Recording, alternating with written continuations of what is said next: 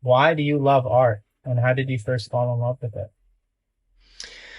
Well, that's a good question that I don't think gets asked enough. The way I fell in love with it was living in Paris when I was 16 years old. And so I had a sort of weird high school experience. I went to an old boarding school in the US called Choate, and they had abroad Yeah. programs like universities do. And I went on a study abroad program lived in Paris when I was 16, and it was just the best time ever. I loved it. It was like a big sleepover party. There were 15 of us Choate students, and we were each living with a different French family, speaking only French there. And every afternoon from 2 to 4 p.m., we would go to a museum on a field trip with the art history professor. And it's Mm, much easier to be engaged with art if you're in person rather than, in a dark hall watching a slideshow. And I right. thought this was great, but at first I thought this is cool, but I want to be Indiana Jones. And Mm, that's actually what I wrote my entrance essay to go to college about. And then I yeah. realized that archaeology isn't exactly like the movies. A lot of dusting of unrecognizable things and a little chemistry, and I thought it was not for me. So art history felt like the easier step forward. It's also good because you wind up studying everything, three dimensionally, 360 degrees around an object. So if history is about events or people, this is about physical objects and the stories behind them and the context for which they were made and through which they existed. And so to me, that's fascinating, and it's sort of a cheat because it means you can study everything um, through these objects without having to pick a subject. Right. Right. It's funny that you bring this up, the fact that you were 16 in Paris and that you went to Choate. I had a very similar story. I went to Lawrenceville.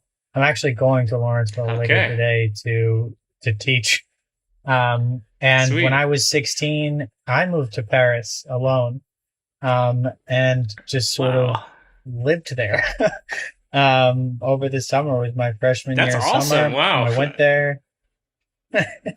I think nominally I was there to like take some like French cinema classes or French literature classes, like a bunch of smattering of French classes.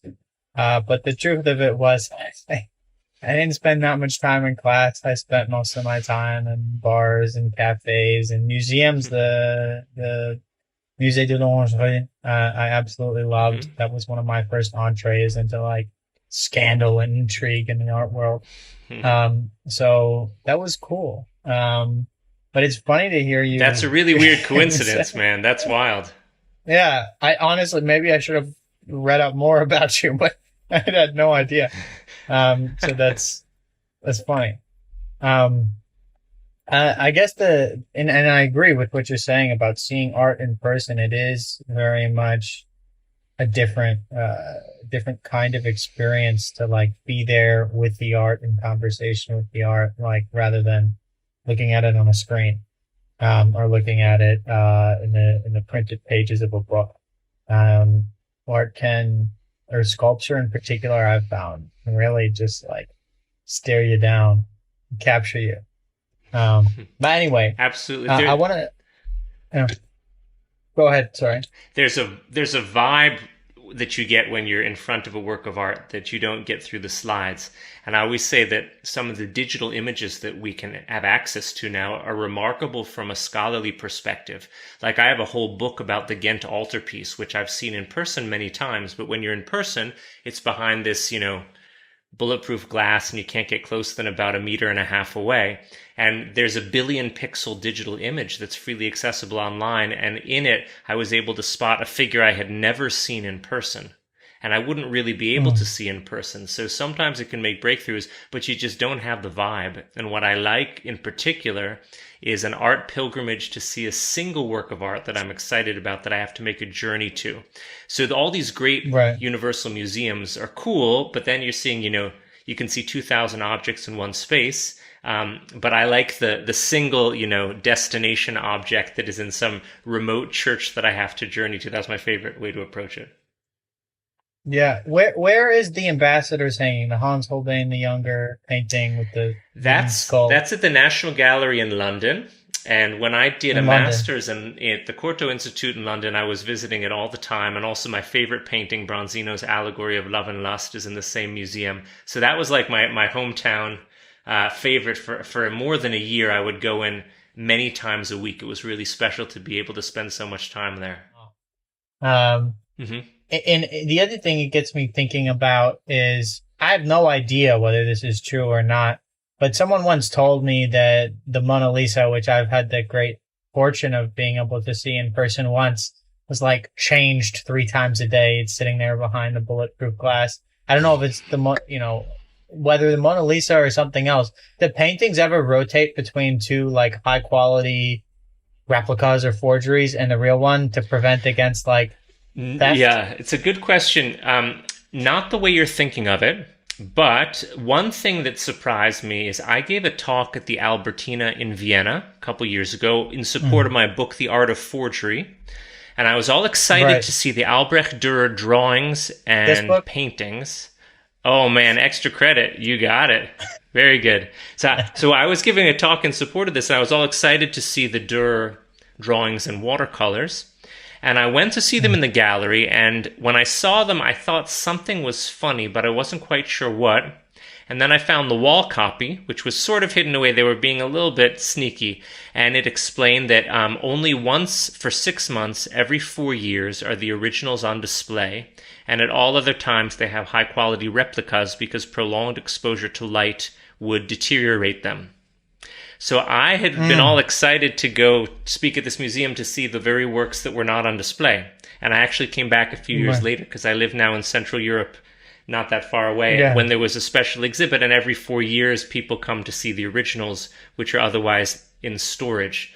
So that sort of thing happens, and museums should really be quite transparent and overt about it, and they aren't always. I'm not sure I would have bought a ticket to the Albertina had I known that the things that I wanted to see were only there in replicas. But in terms of what you're talking about with like rotating Mona Lisa, that doesn't happen. That's made up. But it makes for a good story. Yeah, I remember when I was a teenager, not long before I jetted myself over to Paris. I used to watch White Collar. It's a TV show with Matt Bomer, and it's there's all kinds of like conspiracies and scandals and such. But it was like, obviously it's exaggerated and over the top and more than anything fictional. But as a teenager, it was a great entry for me into learning who Modigliani was, and to learning what a codex was and all this other stuff. Sure. Just watching it as a 15-year-old. So I hold on. It's a show I've never seen, head. but everyone tells me I should see it. I can't. You can't would believe probably I haven't like it it. yet. Yeah, you might I'm like sure. it. It's a little like cheeky and maybe beneath your pay grade, or I don't know how much of the I love that stuff. creative embellishment you could live with. But Okay. I enjoyed it when I was a teenager. I want to talk too about the minds, motives, and methods of master forgers, as you have subtitled The Art of Forgery. So the tagline in the book, sort of I have it. I have the book. The tagline in the book is that, the world wants to be deceived, so let it be deceived. We love to be fooled. We love to have, something pulled over on us, to have wool pulled over our eyes, and then, to have like the trick revealed or maybe not revealed. But I'm just curious, like, why is that? Why do we like to be fooled? Not necessarily just in art, but why do we have such appreciation for those who can like pull one over on us? Well, I think every human culture and mythology, in the pantheon, there's a trickster, whether they're human or semi-human or divine, a Loki-like figure. And they're a source of fear combined with admiration, because you don't want to be the one who is fooled in a way that ruins you or embarrasses you. But if you are hearing about someone else's embarrassment or ruin, we like that. And then we also like it if we are volunteering to be fooled because we're in a situation where we know that something is going to happen that's unexpected, that's going to invert our expectations. We also Right. have an admiration for magic, whether you are a believer in magic or whether it's about like sleight of hand and illusionism of a stage magician. That Yeah. undermining of our expectations and creating a situation that we can't immediately explain away is pleasurable. And we're trying to figure out a puzzle. It's the same reason we like detective stories and whodunits. As long as we're not the one being killed, then we think it's intriguing to try to solve these puzzles. And so I think it's part of that. You know, I own some forgeries. I don't know if you can see on my wall over here. There's two engravings that are kind of fun. One on the left actually appears in the book. It's the Marc Antonio Raimondi forgery of an Albrecht Dürer print. And the other one is Albrecht Dürer's Melancholia 1. An original one sells for, 6 figures. This is not an original one, but it was made from the original plates, and it was printed by the German state in the 1930s. And these are available for more like normal human prices, but it looks exactly the same as one that was printed during his lifetime. And many of these have been sold as originals, and this will cost you, I don't know, 2,000, and the original will cost you like 200,000. So it's a completely different ballgame. And for me, that's fun to have because I know the story behind them. If I had paid 200,000 for that one and it turned out to be worth 2,000, I would not be happy sharing the story with you. So there's this appreciation for, others being fooled, particularly when there's a class divide. So this is something I talk about in the book, but especially in cultures like England, where there's very much a system of social classes, it's hugely popular to see the elite cut down to size and shown as being foolish. And that is the narrative in so much of the media representations of forgery stories. So that's basically Schadenfreude, the German term for, pleasure at the misery of others. Yes. Yeah. Happiness at others' misfortune. I think of, Figaro, the marriage of Figaro is just like ridiculing the upper class, the nobles, in a very like clever, creative way. And to your point about the 2,000 versus 200,000 point, I would, or I don't know if I would take issue with that. I have a counter example. I know a guy who, he had a Picasso on his wall. And he was having a cocktail party. This story was passed on to me from someone who's very close to me. He had a Picasso in his living room, and they had a cocktail party one night. They invited a bunch of friends, and one of the guys who came there was like a Noah Charney type, like a real like art world motherfucker. Like this guy knew his stuff. I don't know if he was actually an authenticator, but he was, he had a seat at the big boys table in the art world. When they're, sitting around drinking scotch, or wine or whatever they were drinking. And he casually leaned over to the partner of this person that I know and said, hey, listen, I'm not going to ruin the party. I'm not going to bring this up, but you might want to have this Picasso authenticated. Like you might want to, have it looked into. And the girl, naturally ran straight to the host and said, her partner, and was like, her boyfriend, husband, was like, hey, you need to hear what this guy just said. And the guy's like, no, I don't want to. The art guy was like, no, I don't want to ruin the party or anything. But the guy's like, no, it's a party, we're drinking, tell me. And he goes, look, that painting is a forgery. I can tell you right now, it's not real for XYZ reason. And the host just laughed a little bit, chuckled, and said, listen, for what I paid for it, it's real to me. I like looking at it. I paid a shitload of money for it. And it accomplishes all that I want or need it to accomplish. So on some level, I don't give a shit whether it came out of Picasso's hand or not. I bought it branded as a Picasso. But now, whether it's real or not, it hangs in my living room. I see it every day. I like looking at it. So I'm not going to get it authenticated because it doesn't matter to me. That's a good story, and I've heard some similar things. A lot of people will, one hand, he sounds very confident. A lot of people will be basically ashamed at having been fooled or at finding out that they were fooled, so they'd rather not know.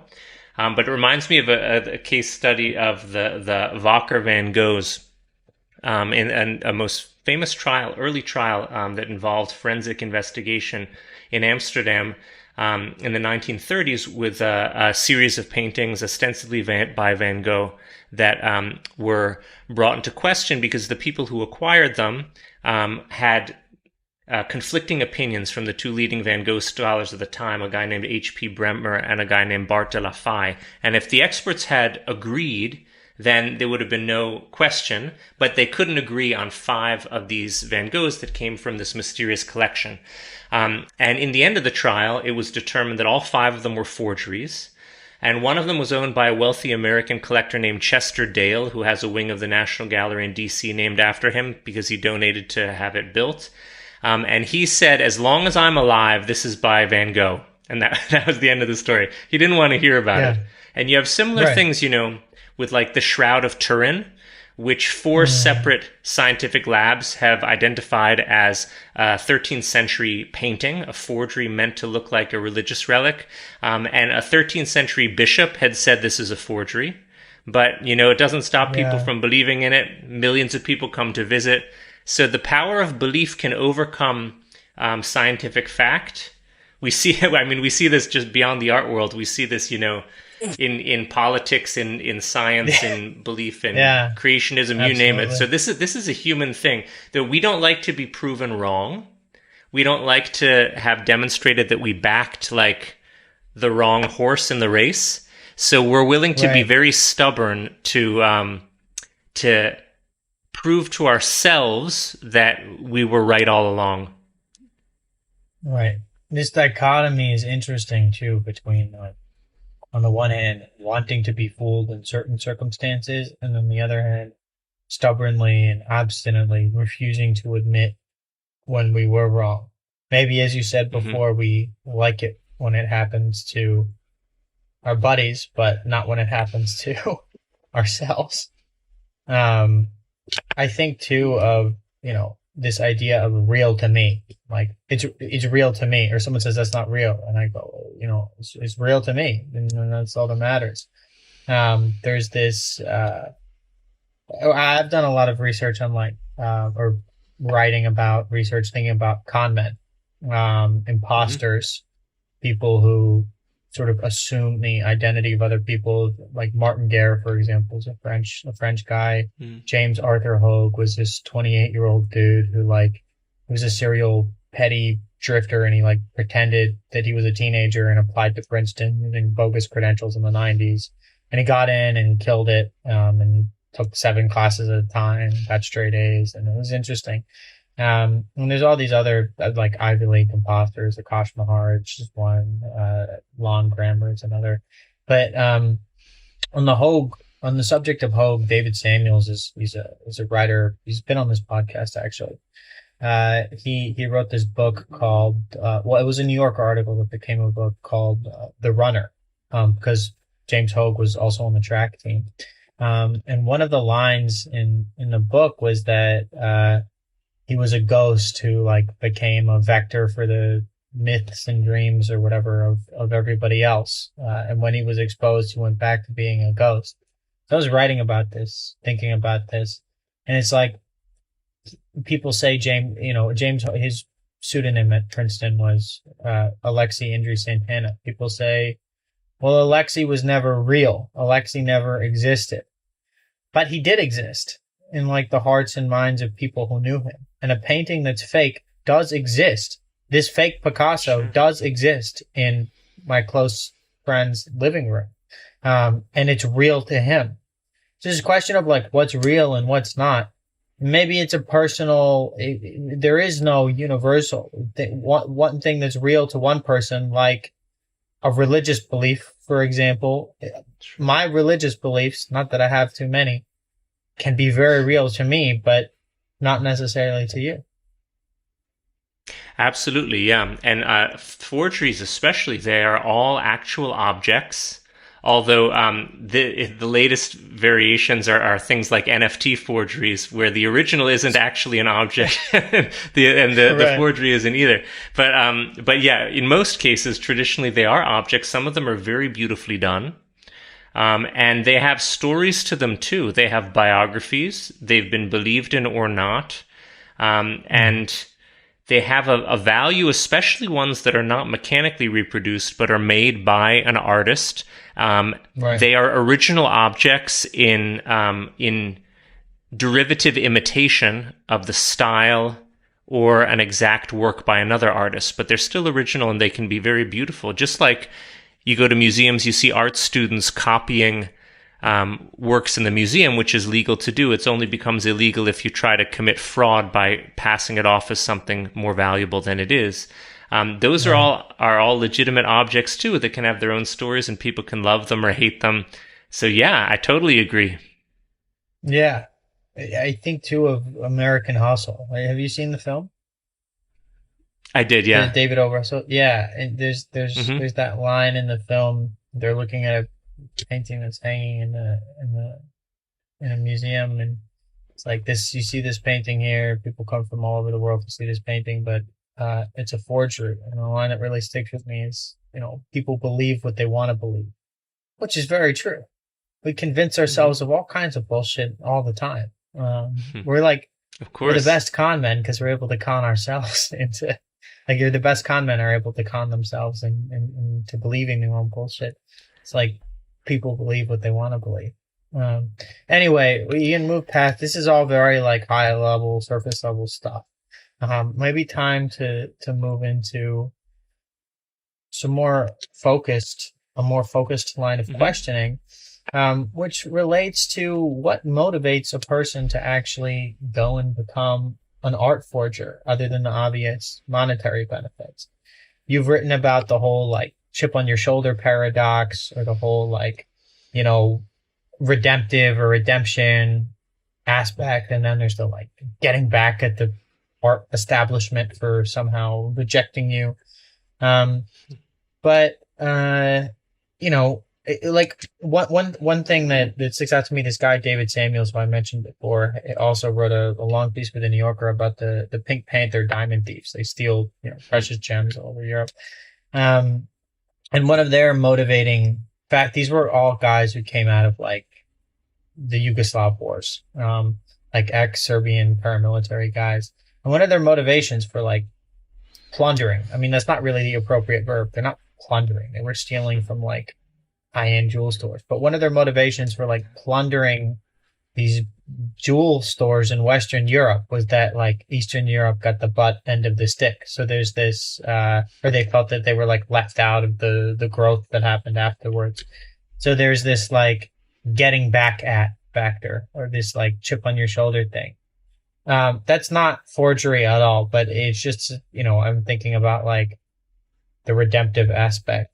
So Noah, why would a person who can, sell ice cream or t-shirts or books or coffee decide to go, or, become a teacher or do anything else, decide to go out and become an art forger? What are the motivations? Well, I looked at about 150 case studies for this book and chose to include about 60 of them. And out of all the case studies I looked at, the vast majority had the same psychological profile and initial motivation for turning to forgery. Now, most of the people who turned to forgery became forgers, meaning that they did forgery regularly for an extended period of time because they were making money off of it. But the initial motivation for almost all of them was a passive-aggressive revenge against the art community, which they saw as this sort of private club to which they weren't invited. Now, why they saw that change from person to person Some of them were not admitted to an art academy. Some of them were unable to make a living as an artist creating their own originals. That's the story for most of them. And decided that they wanted to demonstrate how great an artist they really were. Another person was fooled by an art gallery that bought an object he found at a flea market for a medium amount of money, and he was quite pleased, but then he saw that he had been tricked and they sold it for a huge amount of money afterwards. So all of this has to do with the sense that I'm not welcome at your party. I would quite like to be considered part of like the art world, and I'm going to show you how foolish you are to have overlooked rejected me. And this passive aggressive revenge has a sort of double whammy. So the first one is, if I create a work of art and you, the experts, think that it's by a famous artist, that lets me rationalize that I must be as good as the famous artist in question. And it also lets me laugh at those stupid experts who can't tell the difference. Yeah. Now, there's a logical disconnect between the two. If they're so stupid they can't tell the difference, then it discounts the value of my being thought of as having created something that a famous artist did. But I don't think they're thinking that deeply. So that's the initial, high that they're getting. And this revenge that's passive aggressive, where they're the only one in the world who knows about it, is not sufficient for a lot of these forgers. It's like if you actually have the Mona Lisa in your living room and the original is there, and you snuck a forgery into the Louvre and you can't tell anyone about it, not everyone is satisfied with that private victory. And so an astonishing number of forgers we know of volunteered that they were forgers, or they basically, if you put them on an analyst's couch, they let themselves be caught, because the actual completion of their revenge only comes when they go public, because the foolishness of the experts has not been revealed. The experts haven't been made foolish to anyone except the forger. So, I always say that my History of Forgery book is a history of failed or voluntarily failed forgers, because we know about them. And there's probably another world of forgers who we don't know about because they've been satisfied with that private victory. Right. There's an old, it's not even a joke, I would say to my friends sometimes, is a, cocktail napkin line in a bar, like, who's the greatest art forger of the 20th century? And, some people who were into art would like rattle off some names, and I'd be like, no. We don't know who it was because they were never caught. Yeah. That exactly, yeah. Yeah. But it's interesting to think, like, what motivates a person. I mean, do you think that this is a particularly healthy outlet for their resentment for having not been let into the club?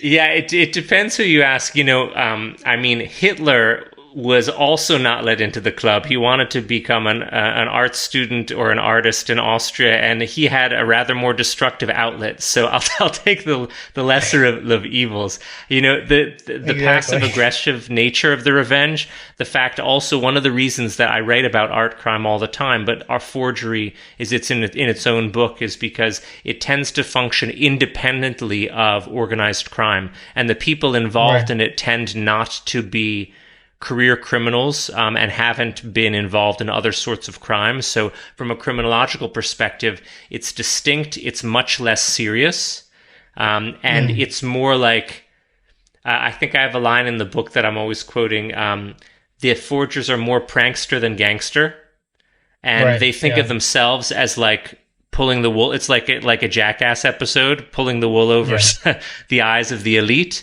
And not really doing any significant damage. And criminologically, that's sort of true. Usually it is wealthy individuals or institutions who are suddenly in possession of something that is worth much less than they thought, but it's not going to be their ruination.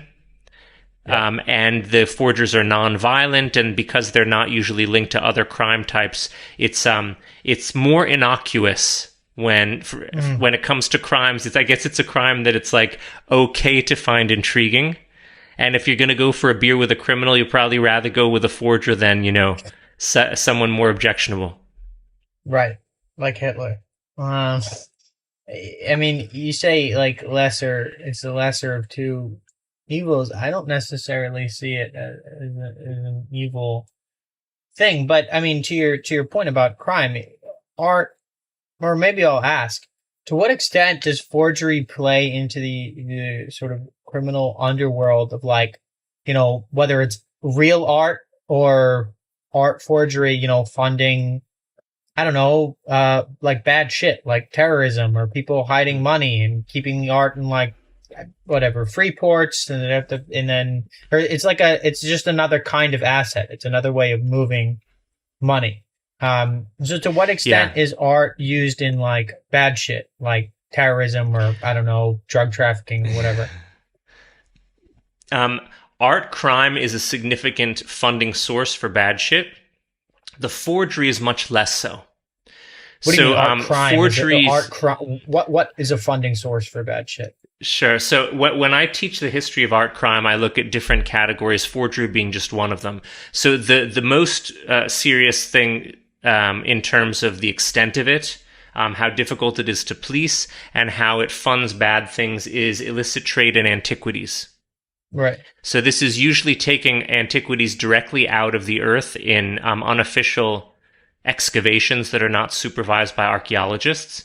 And that is by far the biggest problem. The objects that are taken have never existed before for modern humans, so we have no idea what to look for. And they can be sold on an open market or a gray market, like online auction houses, with forged paperwork that make them appear legal. And then they can be sold for something approaching the full price. And there have demonstrably been a funding source for terrorist groups. ISIS is the most obvious example. They were, showcasing it all over the internet. But we've known about this since 2007, at least, when at the Interpol Stolen Works of Art annual conference, there was a presentation given about the links between art and terrorist funding, particularly illicit trade of antiquities and fundamentalist Islamic terrorist groups. There's a really good documentary that shows how this works behind the scenes called Blood Antiques by a Belgian company called Journeyman Pictures. Yeah. Okay. And back in 2004, Der Spiegel in Germany broke the news that Mohammed Atta, who was one of the architects of the 9/11 attacks, had initially flown to Germany with Polaroids of looted antiquities that he was looking to sell. And when he was asked what he wanted to sell them for, he said to buy an airplane. And one of his early iterations of the 9/11 attack would have been to buy airplanes with funds generated by selling looted antiquities and then to crash those planes into buildings. And the hijacking option was a later iteration of the same plot. So it is very bad. And the majority of art crime, meaning art theft and illicit trade in antiquities in particular, setting aside forgery, it involves organized crime groups at some point in the life of the crime, whether they're actually doing the stealing or smuggling or fencing. Organized crime groups are almost inevitably involved, to the point where it's easier to count the instances where they're not, where you have a lone thief, someone who's kleptomaniacal, or a pair, like a couple working together who are not otherwise linked to organized crime groups. That's much easier to name those instances because almost everything is linked to organized crime in some capacity, meaning that it's funding and fueling other activities, criminal activities that are more objectionable to the average person on the street, like the drugs and arms trades. And it wasn't long ago that the U.S. Department of Justice and Interpol were quoting that art crime was the third highest grossing criminal trade worldwide, behind only the drug and arms trades. They've since taken that statistic down, and in various footnotes it now says we don't have enough statistics to be we don't have enough empirical data to be certain about this, but suffice to say it's among the highest grossing, and has to be taken seriously whether or not you like art, because of its importance in funding criminal activities. Yeah. Yeah. I mean, is there a direct link between actual... I understand, like, doctoring the paperwork, like altering the provenance or creating phony badges of legitimate sale or whatever. I mean, that's bad. The Nazis did that left and right. That most of the stuff that was sold off in Lucerne in 37, I think, ended up with fake paperwork down the line. But is there an overlap, Noah, between like fake paintings, like forgeries, and the bad shit, or is it just that like art itself is sometimes used as a vehicle of transfer, of asset transfer? There are not many cases where an identified forgery has been used for money laundering or something like that. What happens more often is that legitimate art is used to launder dirty money. The forgery aspect is more to do with insurance scams, for example. But if we're talking about serious financial crime, let's say that you have you've robbed a bank and you have all this cash sitting around that's hot. And you need to convert it into something that's of roughly the same value, but that is not hot, that doesn't have traceable serial numbers. And so what you can do is you can buy real estate or art, and art is harder to seize, easier to hide, easier to move. So you go and you spend, $1 million in cash on a painting, and you have a painting legitimately. The buyer is not asking where you got the money from. Maybe they should. Maybe in some countries there's legislation that says over a certain amount you need to, but in most cases they don't. And then you have this painting that's of the same value, and you can move it around or hold on to it, or you can sell it, and then you're presumably getting non-dirty money for it. So that sort of stuff happens with alarming regularity. It happens for individuals, companies, banks. They invest in art. Where the money comes from that they're buying the art with is sometimes questionable. Right. No, it's fascinating, and you're absolutely right. A painting is much easier to move than a big house somewhere, or any other form of real estate. No, have you read this book? Are you familiar with the book Provenance by Lainey Salisbury and Ali Sujo? Sure, yeah. Well, it's about John Myatt. Okay. It's about John Myatt, who's one of the case studies in the art of forgery. He's a really lovely guy. I bet he would be on your show. He does this sort of thing quite a lot. He's really friendly. Here, his wife writes back to their website email address.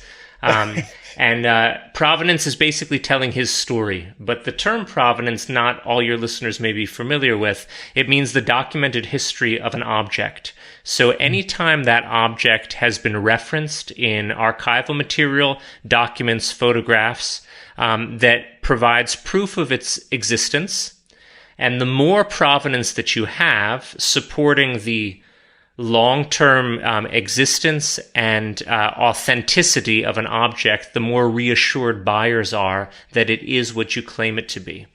So basically, if for hundreds of people, everybody thought that the painting in question is by, let's say, Raphael, and it's been written about in books and cited, and it's appeared in exhibitions and in gallery catalogs, that would reassure a potential buyer today that it's authentic. So when an object comes onto the market, then the researcher who is assigned it will look for provenance, will look to fill in as much of the backstory as possible. And the cleverest forgers will use a version of what I call the provenance trap, and there are 5 versions of it that I talk about in the book, that are basically taking advantage of the fact that scholars are hungry for provenance to fill in the backstory of an object that they would like to sell. Right. And they tend to overlook details that they probably shouldn't if the story behind the object is compelling enough. Yeah. So this book is the story of John Myatt, who used one version of the provenance trap, and is a very interesting, charming, talented guy. And you showed me the cover of my book. Well, he very kindly let us use his forgery, we'll call it. He calls them genuine fakes because you can now pay him a lot of money to make you a work of art in the style of any artist you like. The mirror image on the cover, one is Vermeer's girl with a pearl earring, and one is John Myatt's girl with a pearl earring. I thought it was the same. Aha, that's great. Okay, that's fun. Yeah, turn it upside down, and you'll see that it's pretty good, but it's not exactly the same. It's a bit different. You know, if I were painting it, maybe I would have made a few different touches, but I'll accept it. It's passable. It's passable. How did the I'm just kidding. How did it's very good. How did the Nazis fake Provenance, Noah? Well, the Nazis are its own complicated. Tell me about like the sale in Switzerland in Lucerne in 1937 and all of this. Well, prior to the war, the Nazis embarked on a campaign to gather what they called degenerate art, which was art that was created by people who were considered enemies of the state, which, you know, Catholics, Jews, blacks, Freemasons, you name it. But they also used this policy to basically capture and seize objects that would be valuable to the government in funding the anticipated war effort. And they were seizing objects from German citizens, not just people who were enemies of the state. And some of the objects were collected and kept. Hitler had a huge stolen art collection. Hermann Göring, his second in command, did as well. But some of the choicest pieces that were of artistic importance but did not match the pro-Aryan agenda of the Nazis were put on display at a moving exhibition called the Degenerate Art Exhibition. And these objects were intentionally curated and hung in an unflattering way. And written on the wall when you walked in was like German equivalent of a phrase, saying, this is the sort of thing we are saving your children from. And it was meant to parade around things that the Nazis found objectionable. However, they also recognized that though they found them objectionable, that there was a market for them.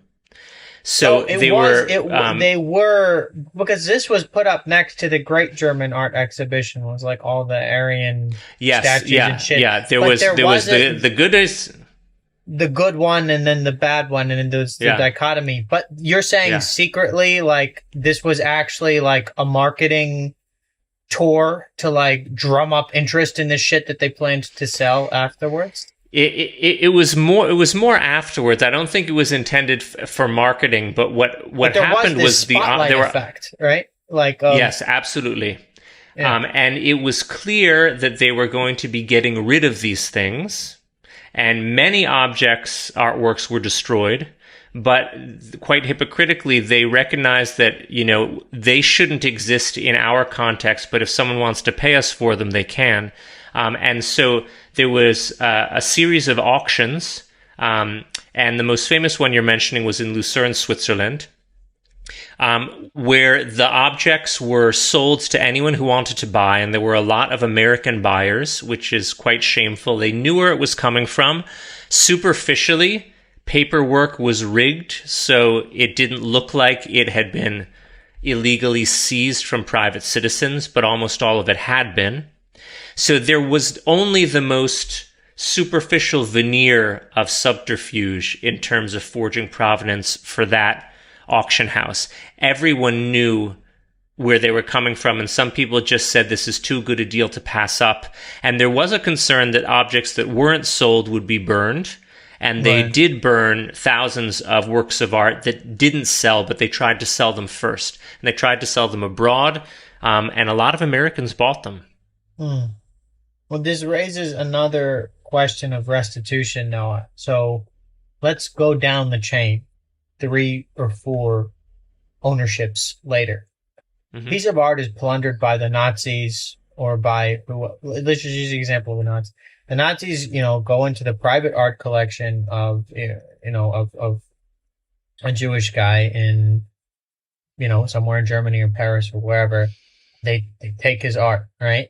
And then, it's sold off with what you've described as a veneer of authenticity on the first go, right? Like the buyer probably knows this is shady, like this is probably stolen.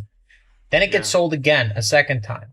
And the second time, there's more provenance. And then it's like slightly more legitimate. Like the second buyer might honestly not know that this was stolen from a Jewish family.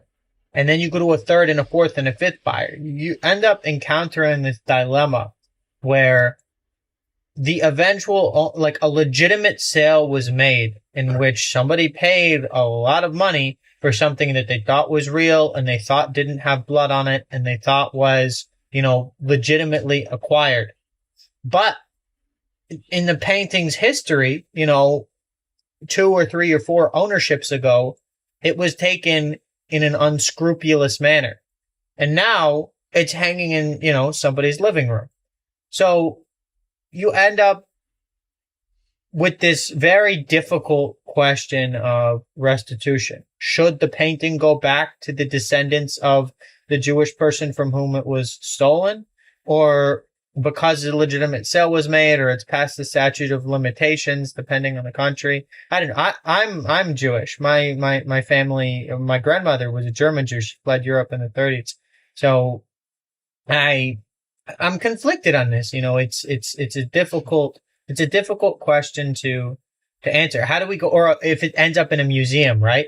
There's also the argument that it belongs in a museum because this painting, this Vermeer, or this whatever is so great that it would be a crime to keep it in someone's private collection, private living room, when it's so great that it should be on the public for everyone to see. So how do we go about thinking, what are some ways to think about restitution? I know there's no good answers. Sure, it's complicated, absolutely. There's a reason why most of the restitution cases began only in the internet era, so basically the mid-90s on. And that's because that was the first time that people could easily see where objects were without having to have the fortune of stumbling on them in some collection. And in most cases, the statute of limitations only begins when the victim's descendants become aware of the existence and location of the object in question. So this is seizure during a conflict, which is different from theft during times of peace. And they don't have the same statute of limitations involved. They may have it for a criminal trial, but this becomes a civil issue. So nobody's going to jail for it. But the question is a family that has it now, or a museum, legally obliged to return it to the descendants of the original owner? And it's complicated to do. There are lawyers that specialize only in this. But the descendants have to be able to demonstrate that the object was in their possession, and that it was removed during the Nazi period. This is the most frequent example, but there are also others with other people or other state factors removing it from private hands. So if they can, point to a photo of their great-grandmother's living room with this painting in it, and then point to the painting in a museum collection, then they have a very good case. Most of these cases are settled because museums don't want negative publicity. And there's a real phobia in the art trade of dealing with objects that have a question mark in their story during the Second World War. I worked briefly at Christie's, the auction house in London, and while I was there, I helped with the sale of the William Foyle book collection, rare books. He was the founder of a bookshop in London, and it was a 3-day sale with over 3,000 lots. And out of all of them, there was only one object that Christie's would not sell, and it was a single book with a Nazi stamp in it. Because they didn't want to accidentally sell something that was going to be reclaimed. So if it's a civil issue, the descendants can bring a lawsuit against the holder of the object. Nobody's going to jail for it at that point, but they can go to court. Again, normally they'll settle, but they have to be able to demonstrate that the object in question was in their collection and that it did disappear during that questionable period. They don't usually have to know the exact terms of when it was taken and by whom. That's something that is often necessary for the restitution of archaeological objects that were taken and claimed as cultural patrimony to be restituted. But from the perspective of the buyer, each of those buyers of the object legally has to prove two things if obliged to do so in court. One is called due diligence and one is called good faith. And these are two legal terms. Due diligence basically means that you tried proactively to make sure that the object wasn't on any stolen works of art list. Yeah. That's relatively easy to do even if you don't try too hard, unfortunately, but that's step one. And you have to be able to prove a good faith purchase, meaning to demonstrate that you genuinely thought the object was legitimate, which again, it's very hard to catch someone who should have been doing this, who didn't. But those are the two terms you need to be able to demonstrate. So for restitution cases, I always think it's best to return them if it's demonstrable that they were looted or taken illegally during a conflict, particularly in the Second World War, which is so sensitive. But quite often you'll get a situation where some deal is made, like the object will go on long-term loan to a museum, or the object will be sold and museums have the opportunity to purchase it, and the purchase price is divided among descendants, something like that. So it's rare that objects are completely disappearing into someone's living room, never to be seen again. Right. Nothing ever disappears. Or, I mean, do things disappear forever, or you think they always resurface? Yeah, unfortunately, yeah. I have another book. I'm not sure if you're going to suddenly whip it out because you have it, but it's another book I published with Phaidon called Museum of Lost Art. Okay. And things do disappear, sometimes forever, but sometimes, sometimes they come back almost miraculously. And that whole book is an illustrated history of lost art. Each chapter opens with the story of a famous work that was lost and was almost miraculously found again, as a point of entry into talking about objects that were actually more important when they existed than what happens to have survived, but for various reasons they were lost. Some of them, in art history, we have the term lost versus extant. Extant means we know the location. Yeah. Lost could be like anything else. It could be we know it was destroyed, we think it was destroyed, it was stolen. But what I like about the term lost is it implies that it could be found again. But just one example that comes to mind, there's one of two versions of Van Gogh's Portrait of Dr. Gachet was bought by a Japanese collector, and he said he loved it so much he wanted to be buried with it. And it hasn't been seen since he died. Now, hopefully he didn't literally mean that, and one of his friends said, it was just a figure of speech, but it's still missing. So, hopefully these things will resurface. If an object was stolen, it inevitably comes back to the surface at some point, but it may take a few generations. The only thing we don't want are objects actually destroyed. That's irrevocable. And that fortunately happens rarely, but it happens enough that there's some depressing stories related to it. Fascinating.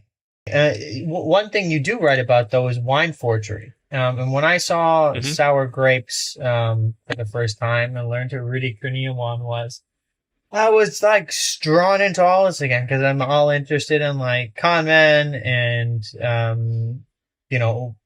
impersonation and imposters. And I saw this film and I was like, wow, like this is sick. And, you've written this book on wine forgery. So I guess one question I have here is there any chance that like Rudy was innocent? Or I don't know, innocent. No one's ever innocent of anything, but like it just seemed curious. There were a lot of curious details about the Rudy Kurniawan story. Why don't you tell us a little bit about the Rudy Kurniawan story and then some of the things we don't know about this guy? Well, this is another one where in the Wine Forger's Handbook, I write mostly about Hardy Rodenstock. Tell us about Hardy Rodenstock. And so the Rudy, okay, this is one of the problems. Is there's so many of these case studies that one I don't mean to put you on the spot. No, it's no problem. I've read about the Rudy Karnaiwan story, but I don't remember the details off the top of my head. The Hardy Rodenstock one is related to the so-called Jefferson Lafitte bottles of wine, which were ostensibly from the 18th century, and they're bottles of Lafitte that Thomas Jefferson had ordered when he was president. And there seemed to be an infinite number of these. And Hardy Rodenstock was a major character. He actually invented the concept of different shaped wine glasses for different types of wine. That was something that people hadn't done before. It was a marketing gimmick that he came up with. And he made a fortune with working with Riedel, the company that makes high-end glasses of wine. And he kept on selling these, usually one on the market at a time. He sold one to the heir of the Forbes family. He sold a couple to different millionaire wine collectors, all of them for at least 6 figures, which in the world of rare wines is significant.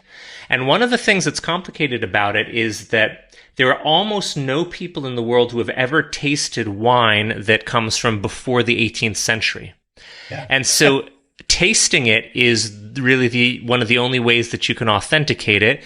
But in tasting it, you're basically ruining the value by opening it, and then you're consuming the value by drinking it. So it was a complicated thing to authenticate. There's a wine expert named Michael Broadbent who was the leading expert in pre-1800 wines, who had tasted some of these and thought they were authentic. But there wasn't a big point of comparison. The case became an issue, and it was written up in a really fun book called The Billionaire's Vinegar. And it's a great story. One of the buyers got suspicious, and this is often how forgery cases begin. Investigations often happen after a purchase is made, when for some reason someone gets suspicious, a buyer, and launches their own investigation. And the buyer hired a former FBI agent to look into it, and they found it suspicious that Rodenstock seemed to have an infinite number of these Lafitte Jefferson bottles that he kept on offering on the market periodically, and he would never say how many of them he had. He claimed that he had found them when in a property of his, he had found a false wall, and there was a case of them behind. The false wall had been walled over in Paris, which is possible because a lot of valuable wine was hidden when the Nazis invaded Paris, because a lot of valuable wine was stolen by them, along with art and all sorts of things. And in the end, the FBI agent was able to determine Rodenstock's guilt because he found that from a forensic perspective, the engraving on the Jefferson Lafitte wine bottles had been made with an electric dentist's drill, which did not exist, of course, when Thomas Jefferson was president. Right. So this was the big scandal prior to the Karnaiwan scandal. And this is the one that I wrote about primarily in this book, The Wine Forger's Handbook, which was fun to write. One of my favorite little fun facts that I didn't know about and is a little bit creepy is all organic material on the planet contains a radioactive isotope that did not exist on planet Earth prior to 1945 and only existed because of atomic bomb testing and the 2 atomic bomb explosions on Hiroshima and at the end of World War II. And this atomic isotope is radioactive. It doesn't harm people, but it's in all organic material that essentially grew after 1945. It's in all of us. It's in all the food we eat. And it's detectable in wine. And so if wine contains it, it means that it was made from grapes that grew after 1945. And there have been some very valuable 18th century bottles that contain this radioactive isotope that didn't exist on the planet at the time. So sometimes you come around these fun facts that's a little bit creepy that we're introducing new radioactive isotopes to the planet, but there you go. Yeah, no, it's I just love this stuff. So, I mean, yeah, me too. Great stories. I love these. I could listen to these stories indefinitely. Absolutely. Is there, Is there a whole lot of overlap you find between wine forgery and art forgery? I guess wine is a form of art, but there's overlap really only in the victims. There's a certain rich people. finite number of people. Yeah. The art critic Jerry Saltz once said he thinks there's probably only about 1,500 people on the planet who are really proactive players in buying art. And if you think about it, that's not very much. And they all 15? know each other. 1,500. Oh, 1,500. Yeah. Worldwide, yeah. They all know each other. They're playfully or not so playfully competing with their collections and demonstrating their wealth, conspicuous consumption at the highest, most elite level. And art is one of the things they go after, and rare wine. Right. And so there's overlap among victims.